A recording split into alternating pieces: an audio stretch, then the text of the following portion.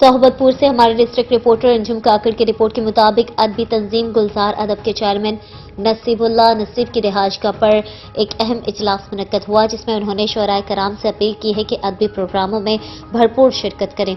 इस मौके पर मुख्तलिफ शोराए कराम निसार अहमद निसार, महबूब अली ताज, आमिर अली आस और सफर नदीम अंजुम ने अपने कलाम पढ़े और गुलजार अदब को मजीद फाल बनाने पर भी बातचीत की। इस मौके पर इनका कहना था कि पैगाम ये है कि हमारे गुलजार अदब का जो भी मेंबर है वो एक तो जेन्युइन शायर होना चाहिए, वो इल्म अरूज पर काम करे, पूरे वज़न बहर पर काम करे, वो पूरे ज़हाफ़ात से वाकिफ़ हो और शेर की हेयत को देखने के बाद उसको अयां करने की कोशिश करे।